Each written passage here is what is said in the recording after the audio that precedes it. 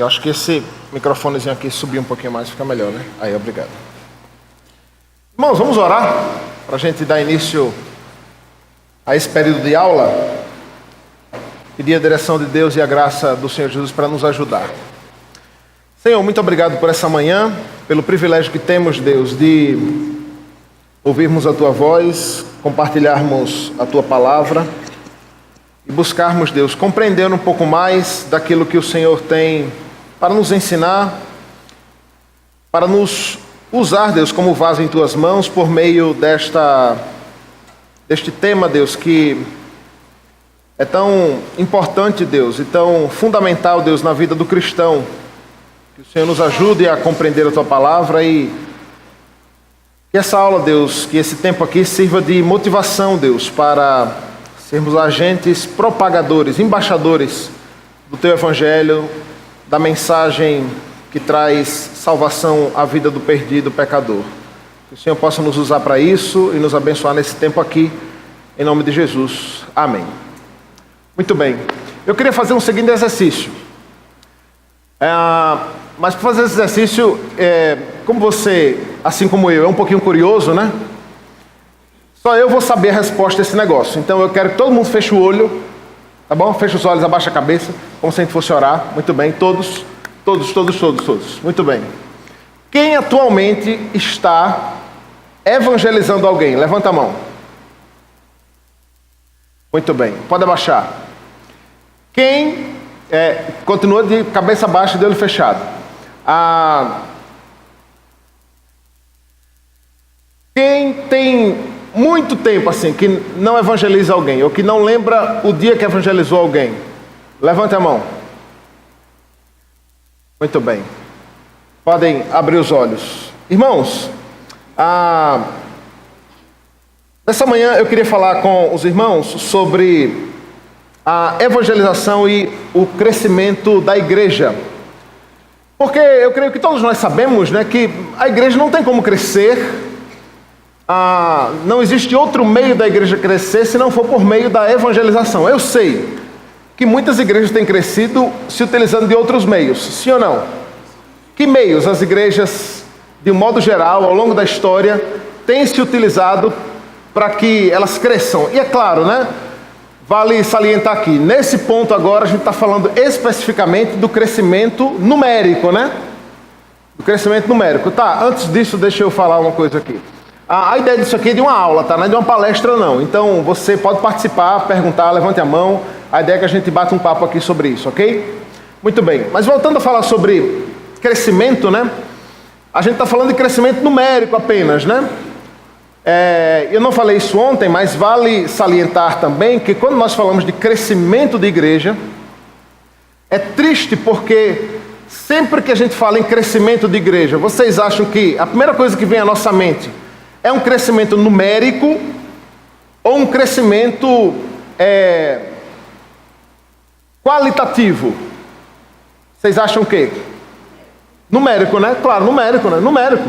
Nós somos, irmãos, extremamente pragmáticos, sim ou não? Nós somos extremamente pragmáticos. Se você chega num restaurante que é badalado, sábado à noite, aí você chega lá, um restaurante grande assim, um salãozão, e tem só umas 2 mesinhas preenchidas.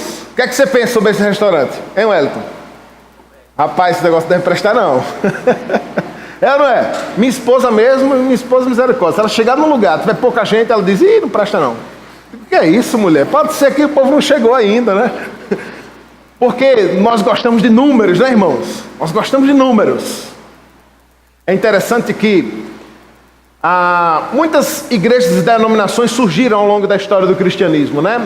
Ao longo da história do protestantismo, sobretudo no Brasil.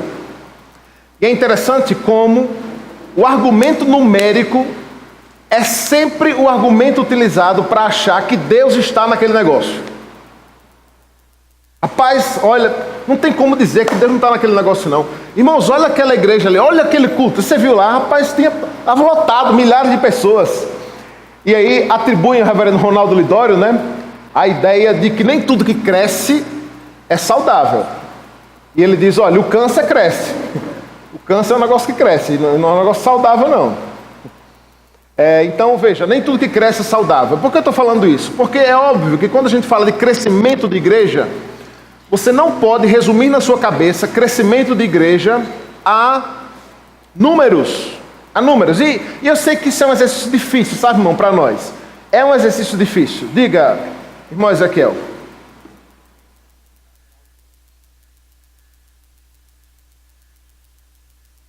Eu sei que qualidade não é quantidade e nem o contrário. Nem o contrário. Mas é possível separar as duas coisas? Em que sentido? Tipo, se existe qualidade, assim, ao meu ver, logo existe a quantidade. Tipo, é claro que existe um tempo para isso. E não é um tempo que não se pode, sei lá, talvez mensurar. E o contrário, você acha que é verdadeiro? Se existe quantidade, logo existe qualidade? Não acho. Mas eu acho que existindo qualidade, existe quantidade. A gente vai conversar sobre isso, mas veja, irmãos, eu creio mesmo, que o natural é que uma igreja que tem qualidade, né? E quando a gente fala uma igreja que tem qualidade, é uma igreja que no mínimo se esforça para viver como a Bíblia diz, certo? Afinal de contas, o sinônimo de qualidade não é aquilo que a gente acha que é qualitativo, né? Mas é o que a Bíblia diz, né? Quando a Bíblia fala de boas obras, né? Que Cristo nos predestinou para que andássemos nas boas obras, né? Não é aquilo que a gente acha que é uma igreja boa, né? Mas é como Cristo disse que deveria ser essa igreja. Eu creio que o natural, Ezequiel, é que essa igreja cresça de fato. É que essa igreja cresça. Eu creio que isso é o natural, é a regra geral. Mas a gente precisa ter cuidado, porque eu não diria que isso é uma regra infalível. Sabe por quê? Porque o crescimento vem de Deus, irmãos. E Ele dá quando Ele quer. E assim, e saibam que na prática eu tenho visto em muitas igrejas, através de relatos de muitos colegas, pastores, conselhos e igrejas extremamente fiéis, piedosas, sabe, Ezequiel? E que, rapaz, não cresce. Não cresce. Não em números, né? E a gente está falando de números, sim? A gente está falando de números, não em números. Acho que o reverendo Marcelo já veio aqui algumas vezes, né? Conta dos muitos anos os quais ele passou lá naquela etnia. E o quê? 2 se converteram, né? Depois de não sei quantos anos, tinha 2 conversões. Sabe? Eu gosto sempre de usar esse exemplo, porque isso é a prova de que o crescimento vem de Deus. Mas sim, eu diria que o natural é que a igreja cresça. Como eu disse ontem, eu acho estranho uma igreja que não cresce nunca, sabe? Que tem como característica o não crescimento. Alguém aqui levantou a mão? Foi.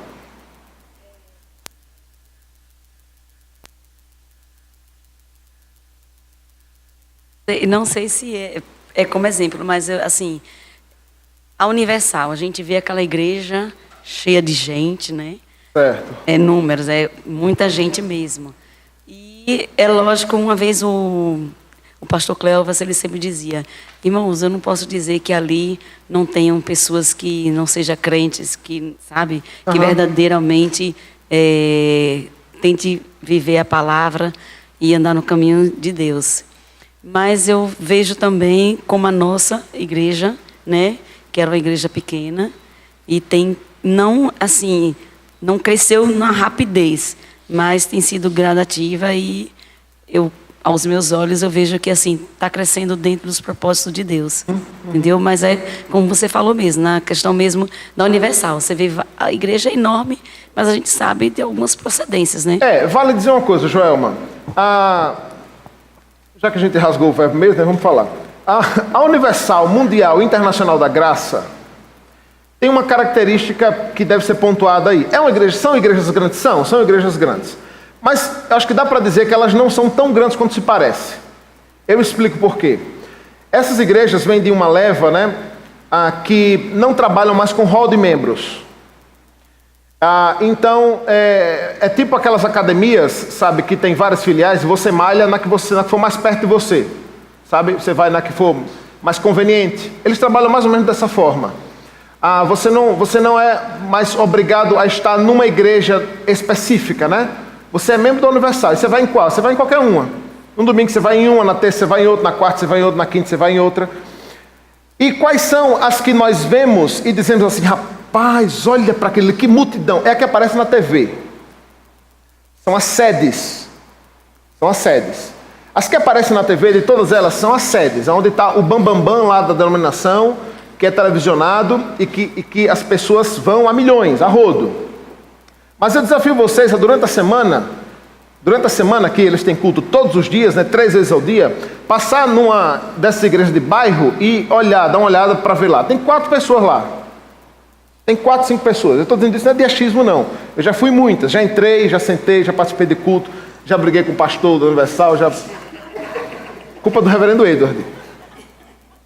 Teve uma vez, então, eu estava lá em São Paulo, não façam isso não, viu, irmãos? Isso é brincadeira.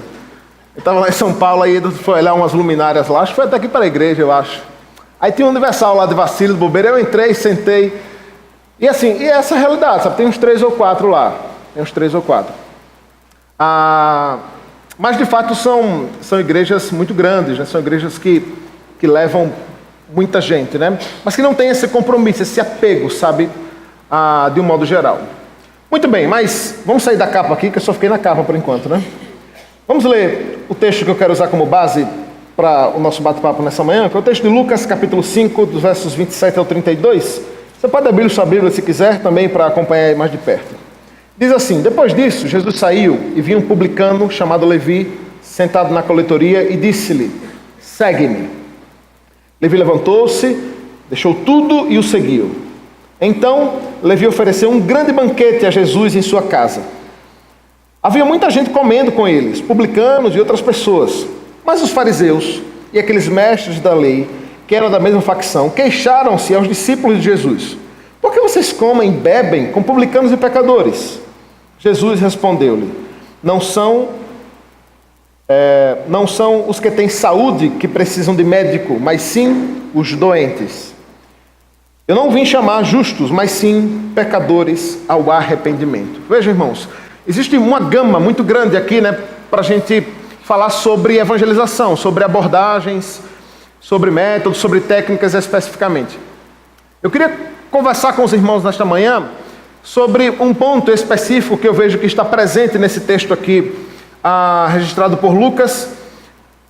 Um episódio que se repete algumas vezes na vida de Cristo, que parecia ser uma estratégia utilizada por ele para alcançar vidas, para alcançar as pessoas, que é o relacionamento. É a evangelização por meio dos relacionamentos. Acerca disso, eu queria indicar para os irmãos aqui 2 livros, 2 literaturas. Não sei se você está lendo algo atualmente, além da Bíblia, claro, mas acho que 2 livros que ajudam muito a nós pensarmos um pouco mais acerca disso. Um deles é esse Alegrem-se os Povos, que é um clássico quando se fala de evangelização e missões. Em resumo, ele vai trabalhar uma coisa muito interessante, que para mim foi muito libertador, sabe? Em resumo, a tese principal do livro, e isso aqui não é um spoiler qualquer não, você pode ler o livro, tá? Mas o Piper vai trabalhar a ideia de que a nossa maior motivação nesse processo de evangelização deve ser a glória de Deus. Deve ser glorificar a Deus. Aí você diz assim: pastor, mas isso é meio óbvio, né? Não é. Porque geralmente a gente evangeliza com o objetivo de ganhar almas. Sim ou não? A gente vai evangelizar para quê? Não, para ganhar almas para Jesus, pastor. A gente vai evangelizar para quê? Não, para fazer a igreja crescer, né? O senhor não disse que tem que evangelizar para a igreja crescer? E aí ele vai dizer: não, olha, a principal motivação primária, a raiz da nossa motivação ao falar de Cristo para alguém deve ser para que Deus seja glorificado e cada vez mais glorificado, através de mais pessoas. Consequentemente, as pessoas serão alcançadas, a igreja vai crescer e etc. Porque quando você inverte esse negócio, complicações podem acontecer aí nesse processo. Então a glória de Deus é o primordial nisso. Um outro livro que mais especificamente trabalha isso, que eu indico muito que você leia, é esse livro do Joseph Aldrich, que é Amizade, a Chave para a Evangelização. A tese é isso aí mesmo, que está na capa.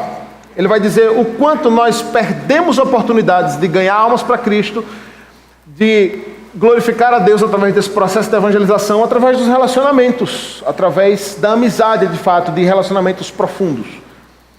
Muito bem.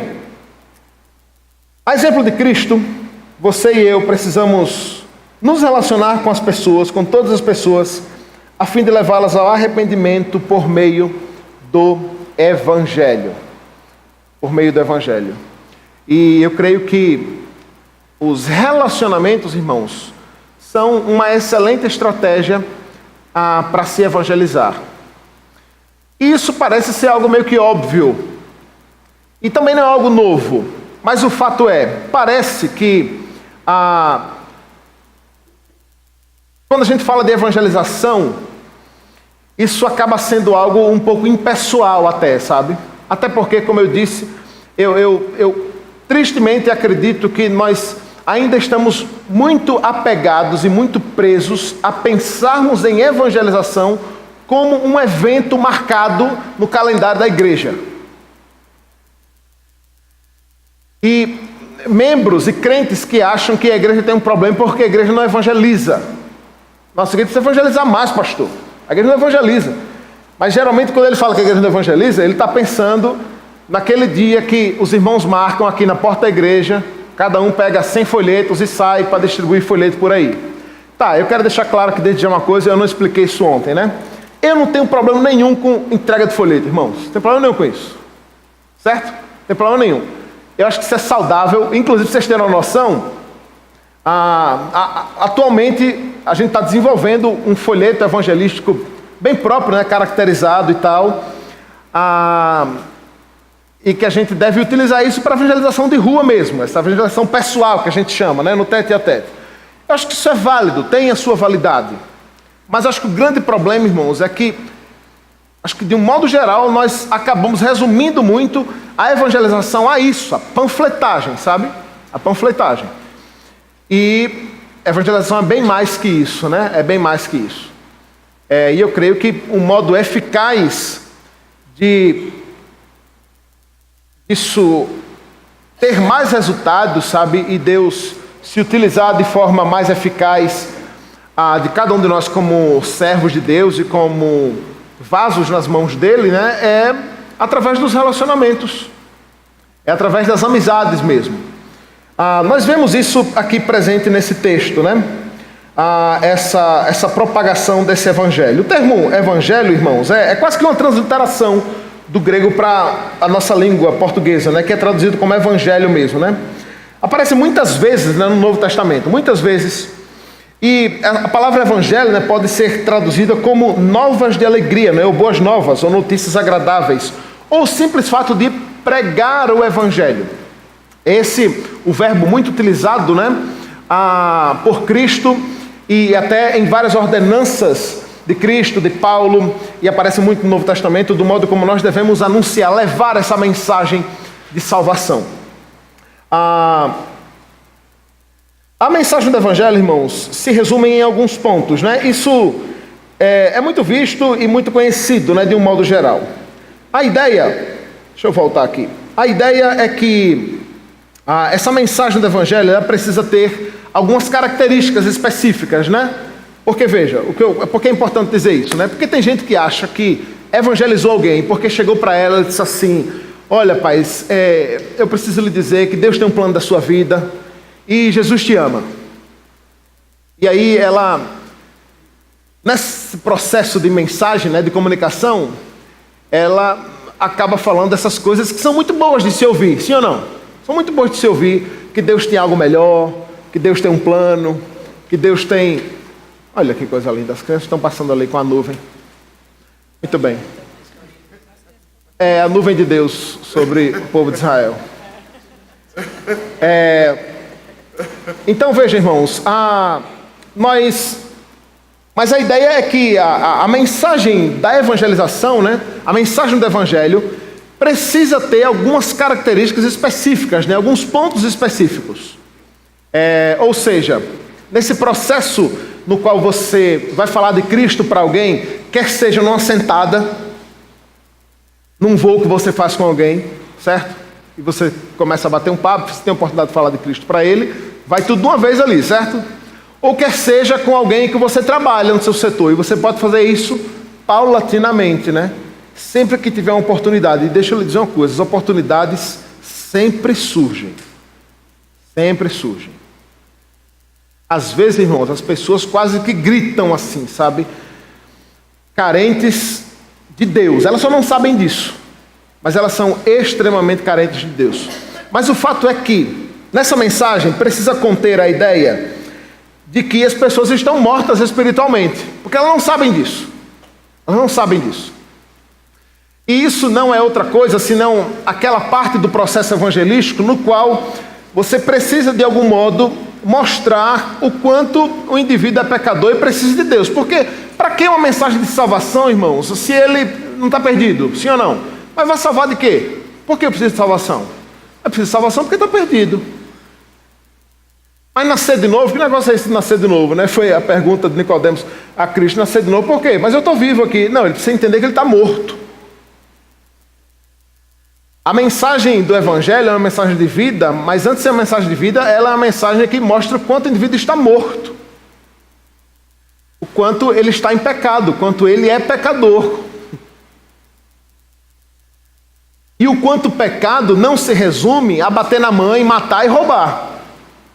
Né? Que esse é o conceito geral do pecado. E essa lista do que é pecado no mundo vai diminuindo cada vez mais, né?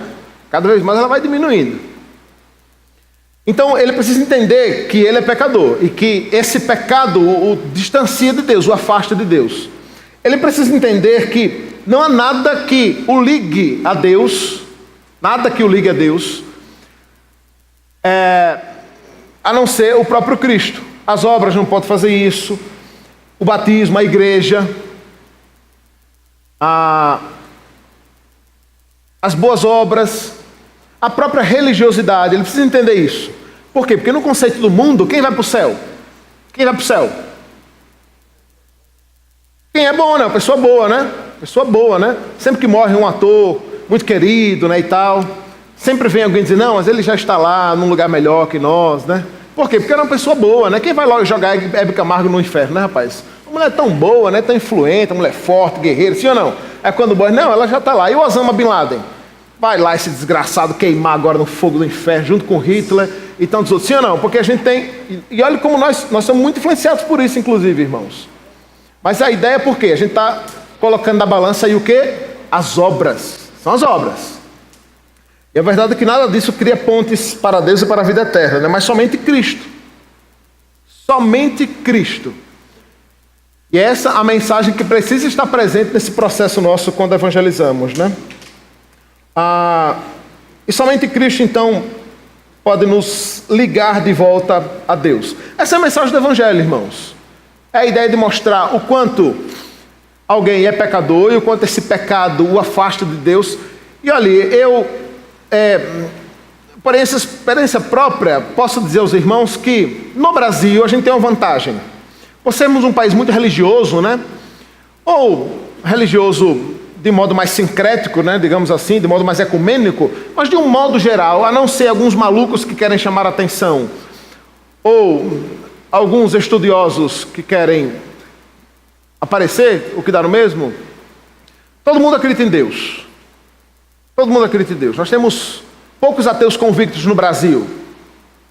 Poucos. De um modo geral, todos acreditam em Deus. E de um modo geral, as pessoas se entendem pecadoras. De um modo geral, as pessoas entendem que elas erram.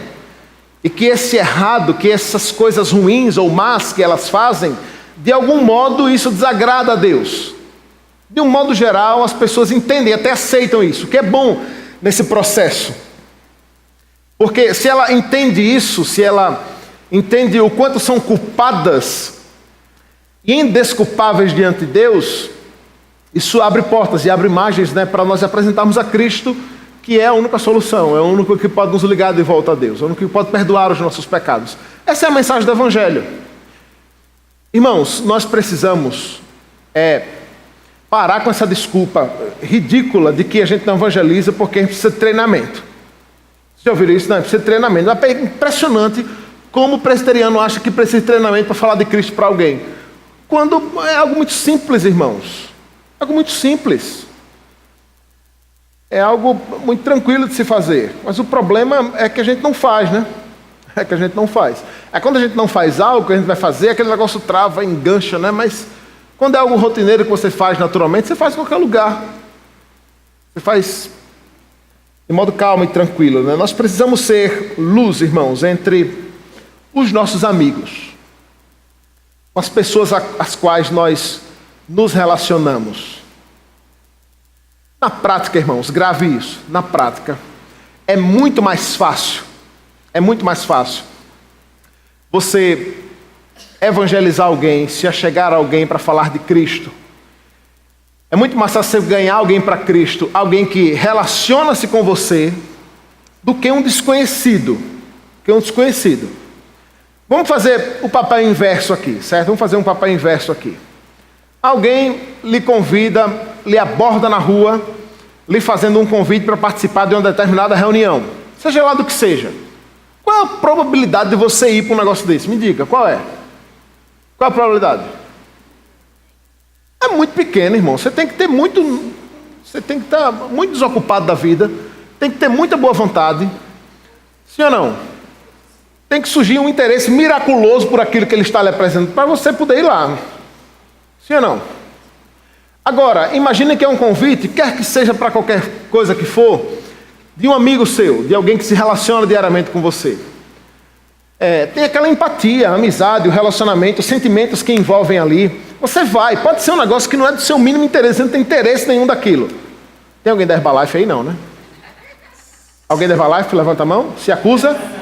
Não? Pronto, então aquele amigo lhe chama lá. Não, eu até gosto da Herbalife, irmão. Já fui algumas vezes e tal.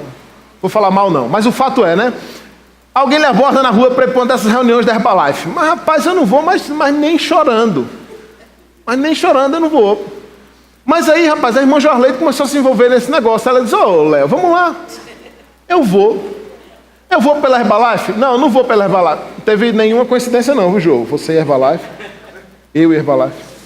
Mas eu vou, por quê? Eu vou pela Herbalife? Não, eu vou pelo amor que eu tenho pela minha irmã Jorleide, ela é minha amiga e tal. Rolar essa empatia, você entende isso? Na prática é a mesma coisa, irmãos. É muito mais fácil aquele seu amigo que trabalha com você no mesmo setor todos os dias, que malha com você todos os dias, que estuda com você todos os dias, o seu vizinho, está de coração aberto para ouvir a mensagem do Evangelho, do que esse indivíduo que está passando pela rua. É muito mais fácil. Relacionamento, irmãos. Veja, o texto no verso 27 diz que depois Jesus saiu e viu um publicano chamado Levi sentado na coletoria e disse, segue-me. Levi levantou-se, deixou tudo e o seguiu. Irmãos, nós precisamos estar atentos às oportunidades de pregar o Evangelho, de anunciar o Evangelho. Quer que eu lhe diga as oportunidades que nós perdemos? Veja só, quantas vezes você já viu aquele seu colega de trabalho, de faculdade, visivelmente abatido, triste, preocupado, chateado, chorando? Quantas vezes? Muitas, irmãos. As pessoas são abaladas, né, pelos problemas, pelas dificuldades, pelas crises, pelas tribulações, por tudo. E aí a gente vê aquele indivíduo lá e a gente perde uma boa oportunidade. Uma boa oportunidade. Porque é nessa hora que as pessoas estão mais abertas, estão sensíveis. Olha, eu lhe desafio a pensar que, ao ver uma pessoa assim, e você se aproximar dela e perguntar simplesmente se ela aceita que você ore por ela naquele momento, eu lhe desafio a acreditar que de 10 pessoas, no mínimo 8 vão aceitar uma oração. No mínimo 8 vão aceitar uma oração. Porque isso é outra vantagem de viver no Brasil, sabe? Ninguém recusa uma oração, todo mundo quer ser abençoado. Todo mundo quer a bênção de Deus.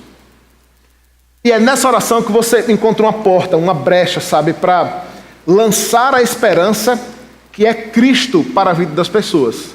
Jesus tinha muito isso, sabe? De perceber as necessidades das pessoas e agir diretamente naquele ponto. Diga. Uma pergunta. Jesus, ele se relacionava com essas pessoas, mas nos textos aparenta que ele não se relacionava com os religiosos, com os fariseus. E quando você se relaciona, por exemplo, no seu trabalho, com pessoas assim, que são religiosas, que já têm uma formação religiosa e é parecido com um fariseu, com um cara da lei, qual deve ser o procedimento? O mesmo de Cristo? Não se relacionar ou não? Tá. Eu não diria que Cristo não se relacionava com os religiosos. Eu não diria que Cristo não se relacionava com os religiosos. Cristo se relacionava com todos, com todo mundo. Agora, eu acho que, diferente dos religiosos, Cristo não se relacionava apenas com os religiosos. Eu acho que é esse o ponto, sabe? Esse é o ponto. O qual Cristo é muito criticado. Se você parar para ler o Novo Testamento de forma panorâmica, né? Ou de forma cronológica, de um modo geral, você vai ver as muitas vezes que se repetem das pessoas criticando a Cristo porque ele estava se relacionando com pessoas que os religiosos da época não se relacionavam. Coisas que eles não faziam. Mas a gente vai ver isso mais à frente. Então, a ideia é que nós precisamos, irmãos, estar atentos a essa oportunidade de pregar o Evangelho e simplificar essa mensagem, irmãos. Simplificar essa mensagem. Eu enfatizo aqui aquilo que eu falei ontem à noite, que a gente precisa entender que essa mensagem do Evangelho não precisa necessariamente ser falada, sabe, com essa linguagem rebuscada, teológica, sabe, com esses termos que só a gente conhece, só a gente entende, sabe. Isso pode ser dito de maneira muito mais simples, numa linguagem muito mais acessível a todos. Lembre-se, o indivíduo a quem você está se aproximando, você precisa pensar e entender que ele não lê a Bíblia diariamente, ele não conhece teologia, ele não vive na igreja. Então é preciso ter muito cuidado também nesse processo de comunicação acerca disso. Tá. E essa é uma lembrança boa, né? Essa é uma lembrança boa. Já vi muita gente desanimada, né, e tal, porque não obtém resultados. E aqui volta a essa questão do pragmatismo, né? Porque ele não obtém resultados. Os resultados são obtidos, irmãos, pelo Espírito Santo. É ele que dá o crescimento, é ele que pode convencer e converter o coração das pessoas. A nós cabe pregar o Evangelho, anunciar essa mensagem da cruz, né? E com isso, irmãos, nós precisamos influenciar pessoas através do Evangelho e através das nossas vidas. Veja, o texto no verso 29, a partir do verso 29 diz que depois que Levi então se converte, né? Simplesmente abandona tudo e passa a seguir a Cristo. Aqui vale dizer uma coisa, né? O texto aqui diz que Jesus chega para Levi e diz: segue-me. Simplesmente isso, né? Segue-me. Jesus olha para ele e diz: segue-me, simplesmente, né?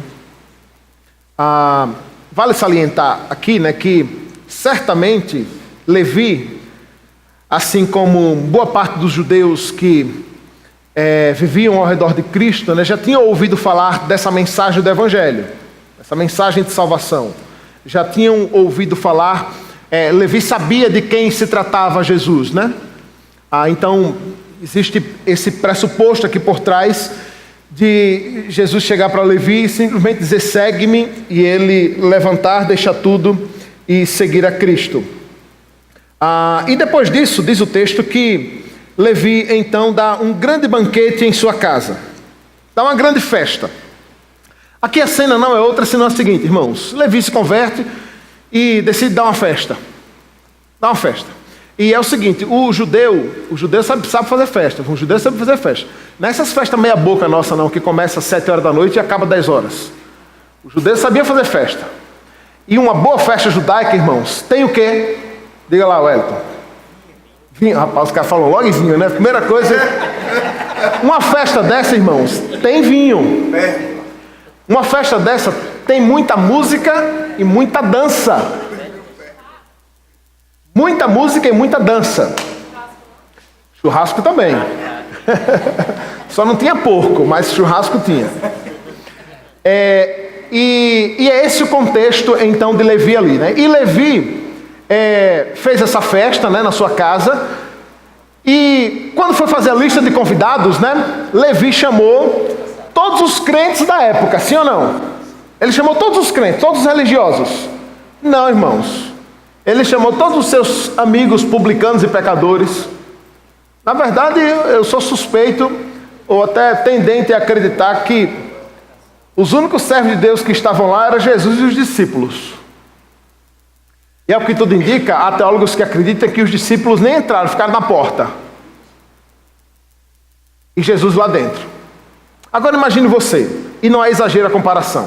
Imagine você que você está passando ali por um determinado bairro, e você entra numa rua, e quando você dobra a esquina, você já ouve o barulho da música alto, um monte de gente na porta, algumas pessoas tomando vinho, outras dançando, e quando você passa na frente da porta daquela casa, você olha para dentro, quem está lá? O reverendo Edward. Aí você diz assim, misericórdia, rapaz, o que é que o pastor está fazendo ali dentro, né? O que é que ele está fazendo ali? Não, misericórdia, deve ter alguma coisa errada. Aí você já liga para a irmã para pedir oração, para fofocar não, para pedir oração. Irmã, irmãos, veja, guardadas as devidas proporções, era mais ou menos isso que estava acontecendo aqui, certo? Era mais ou menos isso que estava acontecendo aqui. Levi ficou extremamente alegre, né, por esse novo nascimento, deu uma festa, e Jesus era o convidado principal dessa festa. E diz o texto que havia outros publicanos, outros textos que haviam publicanos e pecadores, muitas pessoas estavam ali. E os fariseus, então, que estavam sempre ali por perto de Jesus, né, passaram lá na porta, viram aquela cena e disseram, meu Deus do céu, o que é que está acontecendo aqui? E esse homem ainda se diz o Filho de Deus, o Messias. E chegaram para os discípulos, né, e perguntaram, olha, por que ele está ali, né? Por que ele come e bebe com pecadores? Por que vocês comem e bebem com pecadores? Veja que essa ideia, é bem interessante isso, né, irmãos? Que a ideia de relacionar-se com alguém, ela está muito ligada a essa proximidade real e verdadeira, sabe? E qual é a melhor estratégia para estreitar laços ou fazer amizades? Qual é? É convidar alguém para comer. Comer. É tanto que eu vou dizer o contrário. Aquelas pessoas que são um tanto antissociais, que não são muito se relacionar com outras pessoas, que não são hospitaleiras nem receptivas, não lembra um dia que convidou alguém da igreja para almoçar na casa dela. Nem muito menos o dia que convidou um descrente para entrar na casa dele para um jantar ou para um almoço.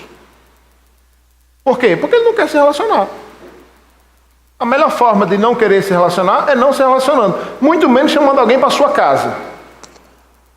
Ou aceitando o convite para ir para a casa de alguém. Não tem gente que nunca aceita convite nenhum, né? Tem gente que é impressionante, nunca aceita convite nenhum, para lugar nenhum, né? Parece que Jesus fazia o contrário, ele aceitava todos os convites. Se convidasse, ele estava lá.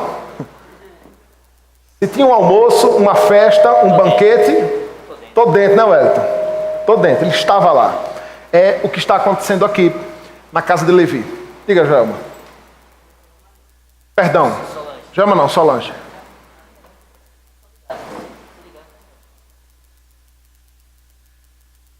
Pastor,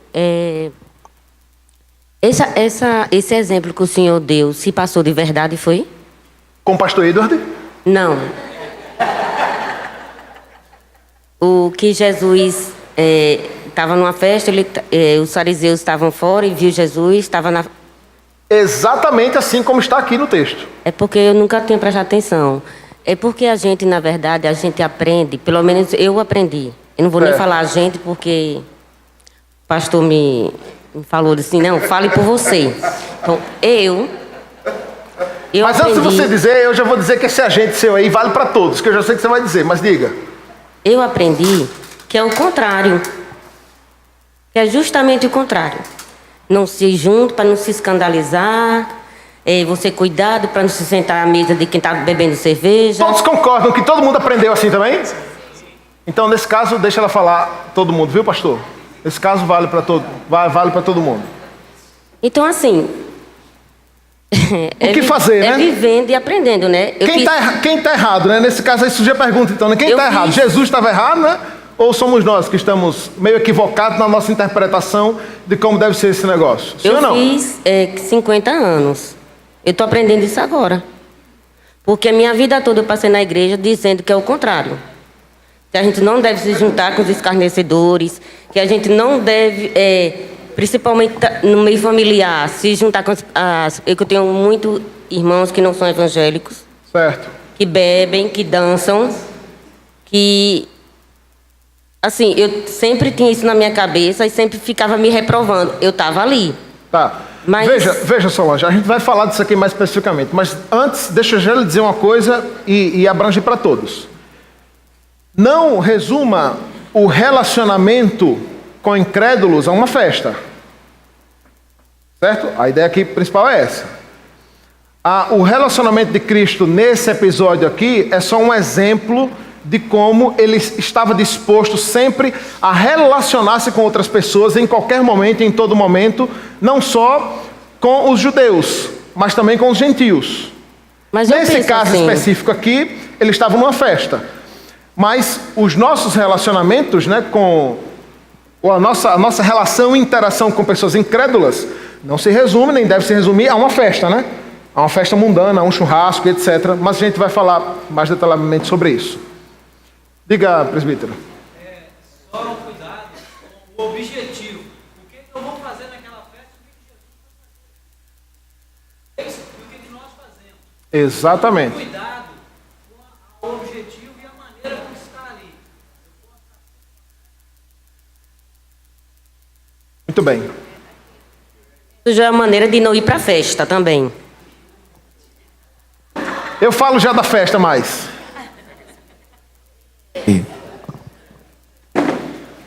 Ainda no pensamento aqui, o senhor falou aí anteriormente, eu vi que influenciar. Ou influência, alguma coisa assim. Então, neste caso, eu acho que a gente deve influenciar e não ser influenciado. Se nós temos um objetivo ali, é o que Enoque falou, se nós temos um objetivo, não é de também compartilhar daquilo que a gente sabe que não é correto perante Deus, ou a Bíblia, Jesus, e a gente, então, ser influenciado e se influenciar. E eu vou contar só um casozinho bem rápido. Eu tinha, algum tempo atrás, eu tinha uns colegas que eu disse assim, nenhum era cristão, assim, né, como a gente pensa. Então, eu convidei-os para ir para minha casa tomar não sei se foi almoço, foi almoço. Almoçar lá na minha casa. E eles foram. E aí eles perguntaram assim, você vai servir uma cervejinha para a gente, não vai? Aí eu disse, não. Se você quiser, eu vou servir refrigerante. Na época a gente tomava bastante refrigerante, agora não. Refrigerante e suco. Então eu não vou. Aí eu disse a eles, né? Você vai. Eu estou lhe convidando. Quer dizer, aquela conversa. Eles foram e não levaram o refrigerante, ou não beberam a cerveja. Então foi muito bom, foi muito agradável. Quer dizer, se eu fosse assim um pouco, para meus colegas se sentirem bem, ser agradável, eu vou comprar uma cervejinha. Né? E não fiz. E eles tomaram. Por quê? Porque eu sou, apesar de ser presbiteriano, já ia dizer outra coisa,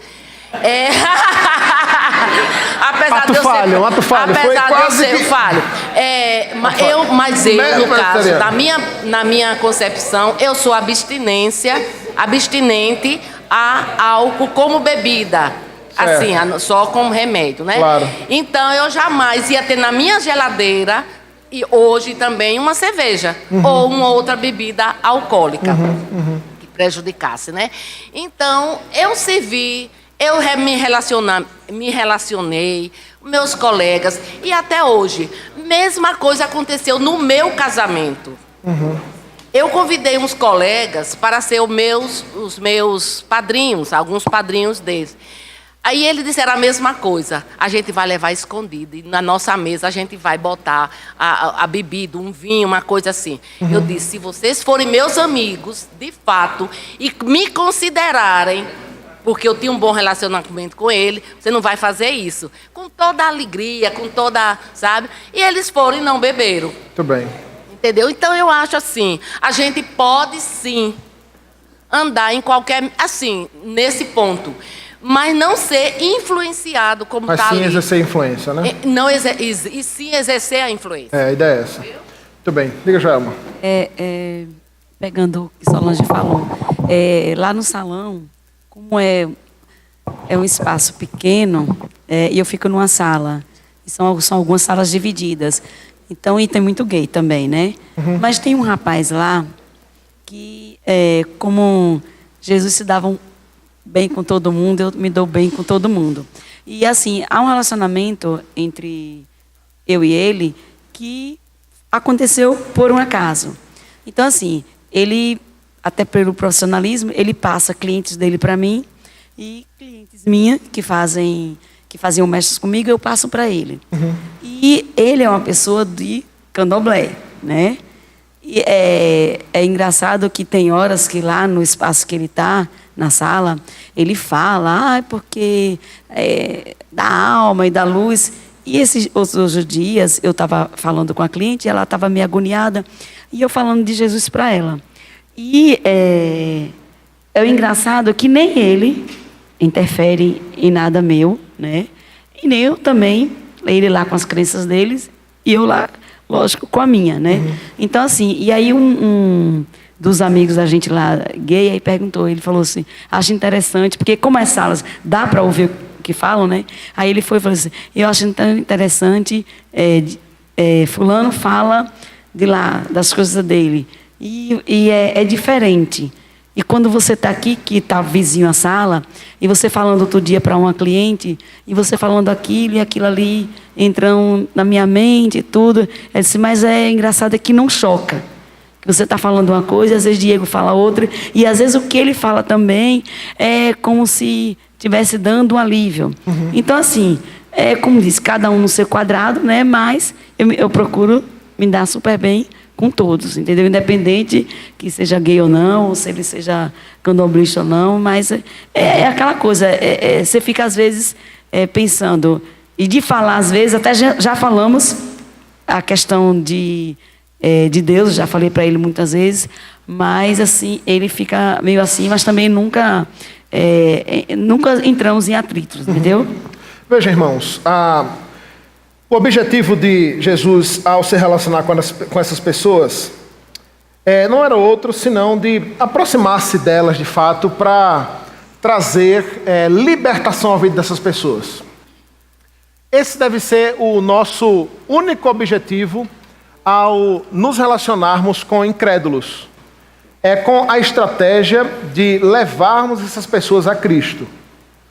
E eu volto a dizer, quando eu falo de relacionamento com incrédulos, irmãos, a ideia geral é a seguinte.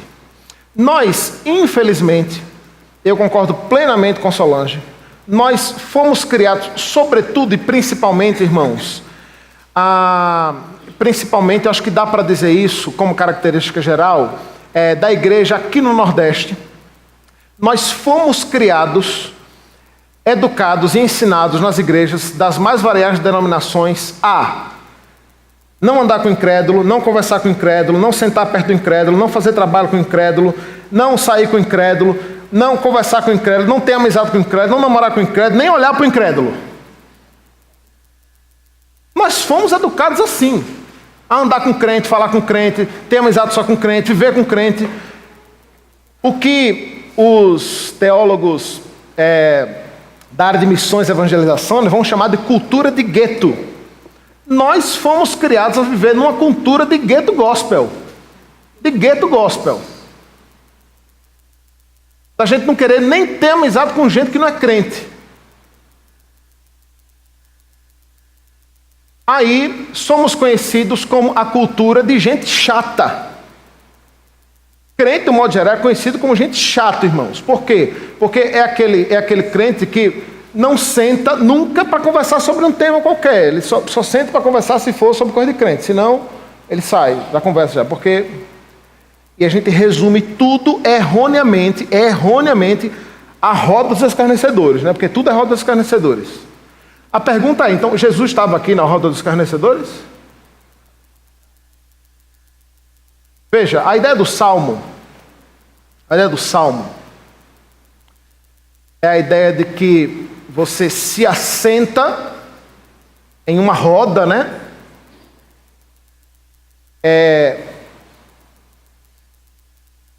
De pessoas que vivem com base nos prazeres da carne, né? E tem o seu prazer nessas coisas. O Salmo ali não está condenando o fato de você estar próximo de alguém não crente e sentar para almoçar com ele. Não é isso. O que o Salmo ali está condenando é o indivíduo que tem as mesmas práticas que ele, carnais, pecaminosas, que vive da mesma forma que ele, que tem o seu prazer nessas coisas. Por quê? Porque, ao contrário disso, o seu prazer devia estar na lei do Senhor, e na sua lei meditar de dia e de noite. Então veja,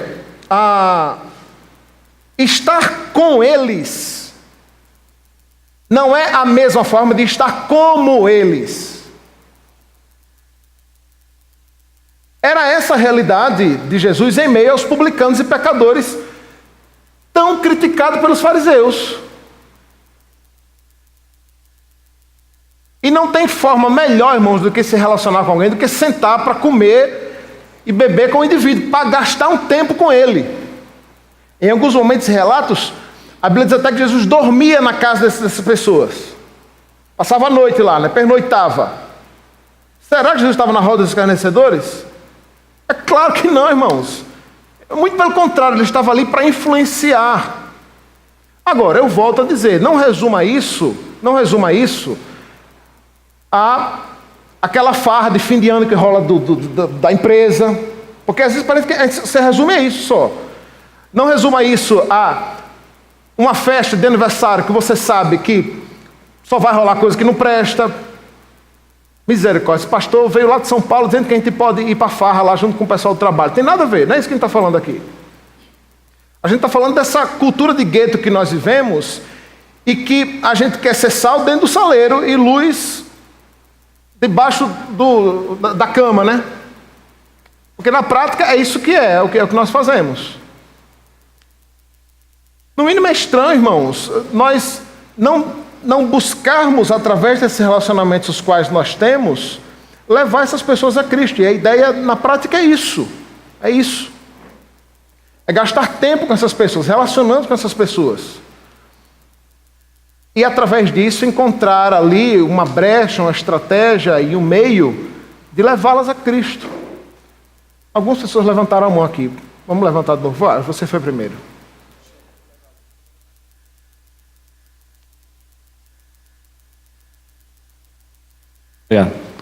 Também concordo com Solange que muitas das vezes nós somos criados assim.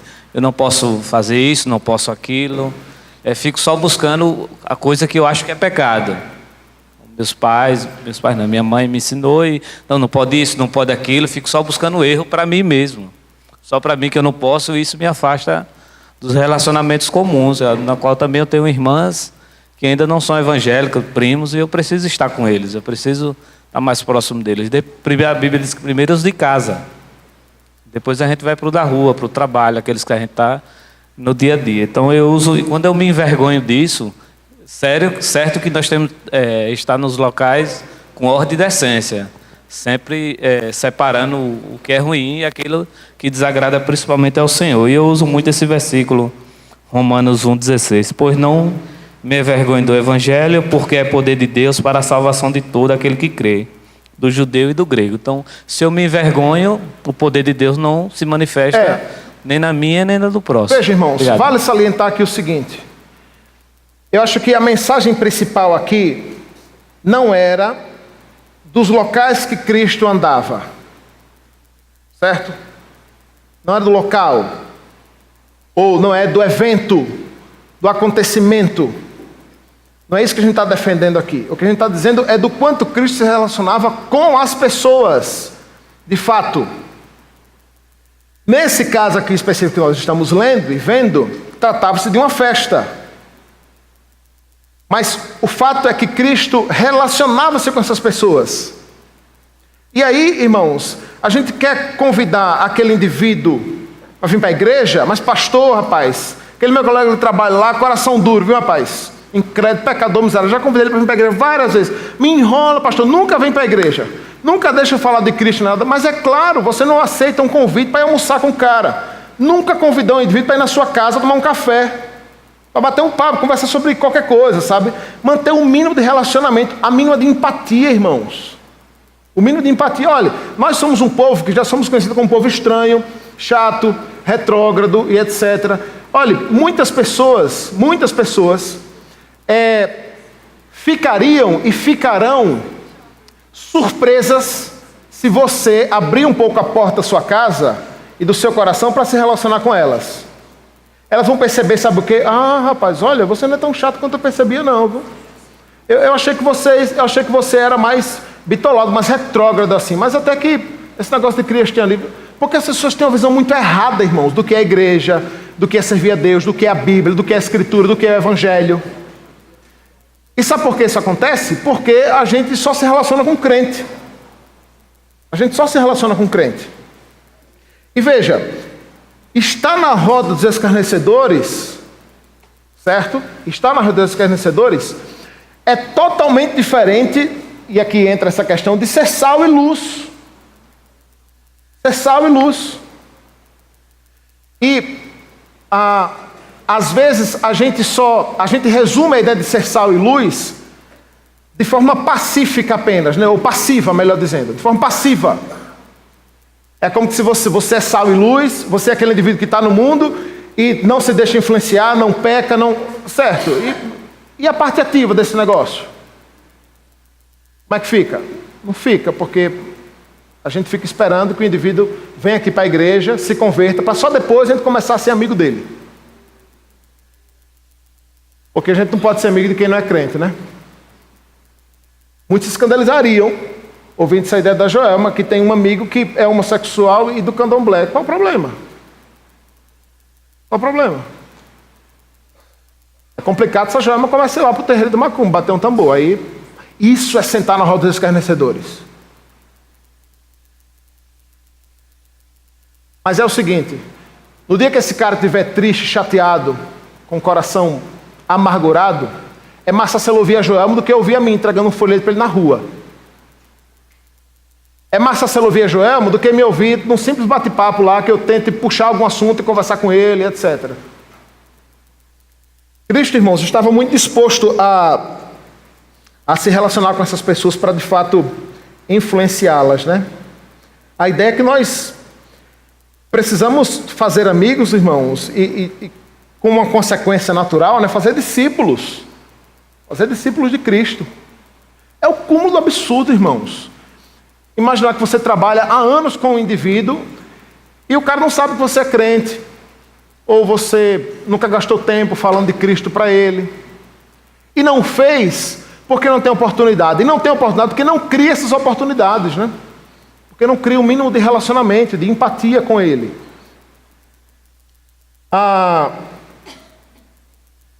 Veja, então, os escribas e fariseus perguntaram então a Cristo, né? Por que vocês comem e bebem com publicanos e pecadores? E Jesus então lhe respondeu, não são os que têm saúde que precisam de médico, mas sim os doentes.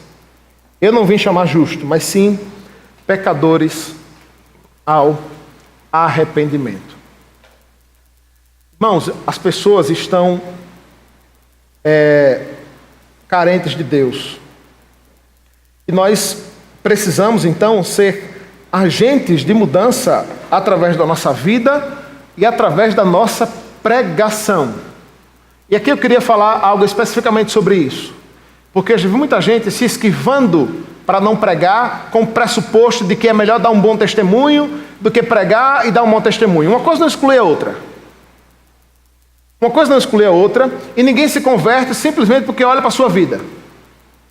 Rapaz, estou vendo ali a vida de Jessé, rapaz, eu olho para a vida dele e eu entendo que eu preciso seguir a Cristo. Não existe esse negócio. A fé vem pelo ouvir. E ouvir a palavra de Deus, a pregação do Evangelho.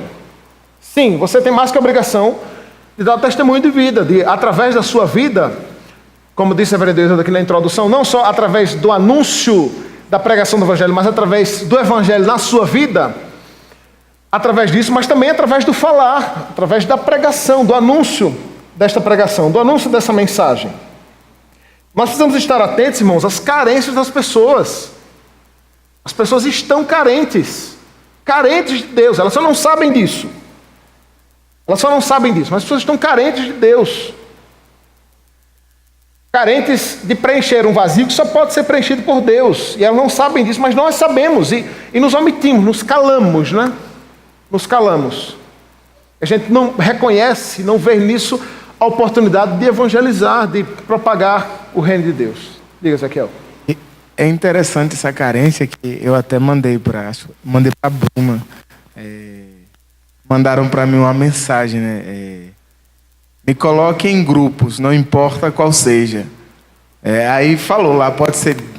Enfim, o importante é que a pessoa queria estar em um grupo, né? Então, eu vejo essa pessoa como uma pessoa muito carente, entendeu? Que a gente está em qualquer grupo no WhatsApp. Vejam, eu não gosto muito de dar exemplo pessoal, né? Mas não me vem outra mente e esse é bom. Vejam só. Eu tenho uns 2 anos que... Não, tem um pouco mais de 1 ano que eu comecei a treinar numa determinada academia lá perto de casa, né? Entre a minha casa e a igreja. Comecei a treinar lá. E simplesmente me relacionando com as pessoas, fazendo amizade. E logo as pessoas souberam e sabiam, né, que eu era crente, que eu era pastor e etc, né? E aí eu foquei nos 2 ou 3, que eu vi que nós éramos parecidos. A gente tem que estar atento a isso, irmãos. Se aproxime de pessoas que têm coisas parecidas com você. Torce pelo mesmo clube, tem os mesmos gostos, sabe? Gosta das mesmas coisas e tal. Tem gente assim no seu trabalho, tem gente assim na sua faculdade, tem gente assim na sua vizinhança. Se aproxime dessa pessoa. Certamente ela vai gostar de você, porque se parece, rola aquela empatia, né? Se aproxime dela. E eu fiz isso com uns 2 ou 3 lá. E estava esperando uma oportunidade para falar de Cristo para eles, mas já orando. Um dia desses, um deles chegou para mim e disse: Leni, qual é a igreja que você congrega? Não, eu sou da igreja tal. Aí ele disse: pô, rapaz, acho que eu vou lá lhe fazer uma visita qualquer dia. Ele: vamos sim. E aí depois que ele disse, já era, né? Eu grudei no pescoço dele e eu disse: olha, eu passo lá na sua casa para lhe buscar tal dia e tal hora, e eu mesmo vou lá lhe buscar e vou lhe deixar em casa depois. São oportunidades, irmãos. Esses dias antes de eu ir embora, um outro me parou e disse: ô pastor, ora por mim lá, viu? Eu disse: tá bom, vamos conversar mais depois. As pessoas vão chegar, irmãos. Esse é o tipo de cena que não é raro de acontecer, sabe? Mas as pessoas precisam ver em você, aonde você está, um porto seguro, espiritual. Alguém que ela está triste, está chateada, diz: rapaz, eu preciso conversar com alguém. Acho que eu vou conversar com fulano. Sabe, Cristo estava muito atento a essas coisas e nós precisamos estar atentos a essas carências das pessoas. Acho que uma outra boa estratégia, quando esse campo se abre, é você oferecer um estudo bíblico ou um estudo contínuo na casa desse alguém. Isso não é outra coisa senão um discipulado. Um discipulado. Você percebeu que alguém começou a se abrir para o Evangelho, já veio para a igreja uma vez, ofereça um estudo bíblico com ela, semanal. E não me venha com essa história de seminário. Não precisa de seminário, não precisa de estudo, não precisa de nada. Quer ver uma coisa? Basta que você diga assim, olha, vamos... O que você acha da gente se encontrar uma vez por semana para ler a Bíblia? E orar juntos? Irmãos, acredite, muitos aceitam esse negócio. Muitos aceitam. Você não vai fazer um estudo teológico, não vai estudar a Confissão de Fé de Westminster, não vai fazer nada disso. Você escolhe um livro da Bíblia, por exemplo, e vai ler com ela continuamente. Vai ler o livro de João. A gente vai ler um capítulo de João toda quarta-feira à noite. Pode ser? Pode ser. Aí você vai lá na casa dela. Já disse que ela não precisa preparar lanche. Ou na sua casa, porque você prepara o lanche. E começa a estudar a Bíblia com ela. Aí você chama um outro irmão da igreja. Aquele cara, gente boa, sabe? Agregador. E você vai ganhando essa pessoa aos poucos. Aos poucos. Algumas... A gente vai até que horas, Eve? Até agora, acabou. 11? Misericórdia. Irmãos, as pessoas estão carentes de Deus. Carentes de Deus. Elas só não sabem disso, mas elas estão. Extremamente carentes. Sobretudo, irmãos, nesse contexto nacional que nós vivemos num contexto onde as pessoas estão desesperadas. Sabe? Sem esperança nenhuma, de nada. E Cristo é essa esperança, e nós temos essa mensagem. E precisamos ser agentes dessa mensagem. Sim.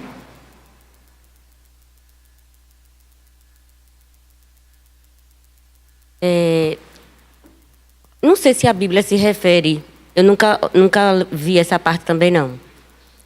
Sobre a personalidade de Jesus. Eu assim, fico analisando, será que Jesus era uma pessoa sisuda, fechada, não ria com alguma piada engraçada, ou algum momento que ele tivesse, vamos dizer, de bem com a vida? Assim, uma pessoa um pouco extrovertida. Não diria assim, toda vez eu fico me policiando que eu tenho que ser menos. Mas, como assim que Jesus, naturalmente, ele se dava para as pessoas? Ele se demonstrava como? Porque quando eu observo assim, as pessoas às vezes, cristãs, que se dizem cristãs, pessoas fechadas, que às vezes nem as palavras como obrigado, com licença, às vezes nem isso fazem, nem passa por você, nem fala. E eu fico analisando assim, se isso é a imagem de Jesus, ser uma pessoa fechada, ser uma pessoa, não diria triste, mas fechada e totalmente reservada. Tá. Solange, a Bíblia não nos fornece material, né, para descrever as características da personalidade de Jesus, né? Mas o que com certeza dá para dizer, né, é que Cristo sempre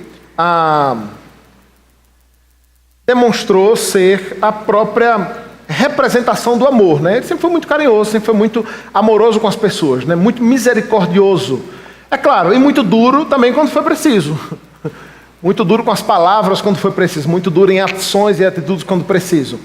Mas com o pecador, sobretudo para estes, os quais demonstravam de fato arrependimento, ele sempre foi muito amoroso, né? Eu me lembro, você falando aí, me vinha à mente de Jesus se abaixando para levantar a mulher que estava prestes a ser apedrejada por ter cometido adultério, sabe? E ele diz, olha, vai, não peques mais, né? Aquilo me parece uma atitude extremamente amorosa, né, para com aquela mulher, e tantos outros, né, pecadores dos quais eles se aproximavam ou se aproximavam dele, né? O fato é que é assim que nós devemos agir, né? Com amor sempre. Essa mensagem do Evangelho é uma mensagem de esperança. É uma mensagem dura porque de fato mostra o quanto o ser humano é pecador, mas a dureza da mensagem, né, do conteúdo da mensagem, né, não quer dizer que ela também precisa ser uma mensagem dura na forma como eu falo, na forma como eu abordo. Isso é algo que também nós precisamos estar atentos. Veja, irmãos, partindo aqui para o final, então, nós precisamos também, diante disso, então, estabelecer um relacionamento crescente com as pessoas evangelizadas, né? Com essas pessoas não crentes, com essas pessoas que precisam de Cristo. Nós precisamos estabelecer um relacionamento crescente com elas. E por fim, eu acho que essa é uma boa dica, nós convidarmos pessoas descrentes para estar conosco, sobretudo num momento como esse, que é o momento da refeição. Irmãos, eu fico a me perguntar, sabe, que resultados nós obteríamos se nos comprometêssemos de fato com isso, sabe? Se cada membro dessa igreja, por exemplo, se comprometesse a orar, aproximar-se e evangelizar 1 ou 2 pessoas por ano. Sabe, se esse fosse um compromisso diário nosso, sabe, contínuo. O quanto Deus de fato poderia se utilizar de cada um de nós para alcançar pessoas e para alcançar vidas. Deus, irmãos, decidiu salvar pessoas através de pessoas. E eu creio que, a exemplo do que muito fez o Senhor Jesus, uma excelente forma de nós termos oportunidade de levar essa mensagem de salvação de Cristo àqueles que estão distantes e que ainda virão, é através dos relacionamentos, aonde nós somos sal, somos luz, mantemos a nossa fidelidade a Cristo, mantemos o nosso testemunho, mas nos abrimos para relacionamentos, para que as pessoas então se acheguem a Cristo e se rendam aos pés do Senhor.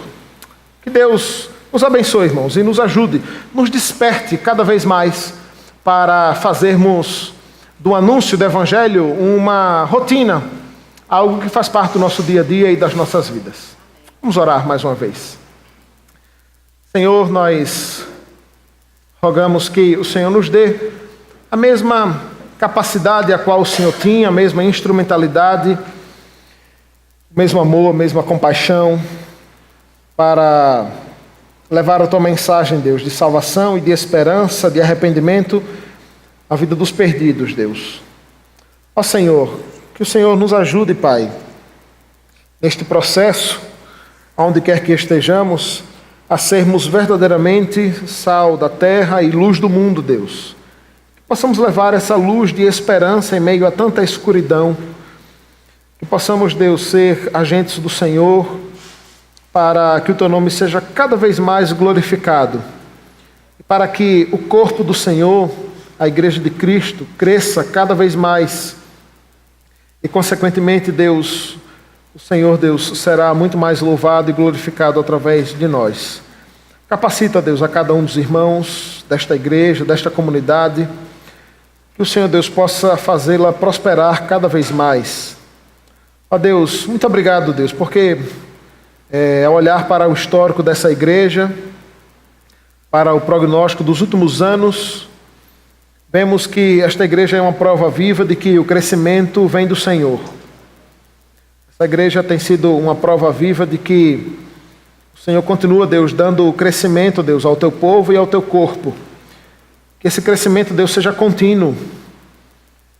Que, Deus, novas igrejas surjam a partir nesta cidade, Deus, tão carente do Teu Evangelho, tão carente do genuíno Evangelho. Que este crescimento, Deus, não seja apenas um crescimento local, mas que seja um crescimento nesta cidade, neste estado, Deus. Que a Tua graça, Deus, possa ser propagada em outros lugares, em outros bairros. E que, Deus, o Senhor possa despertar essa igreja para isso. Ó Deus, nos perdoa, Deus, porque muitas vezes ficamos acomodados no nosso conforto, na comodidade, Deus, local. E, Deus, deixamos de ser utilizados pelo Senhor neste grande chamado, desta grande comissão de fazer discípulos, Deus. Que a Tua graça nos ajude e nos auxilie neste dia para a glória do Senhor, em nome de Jesus. Amém.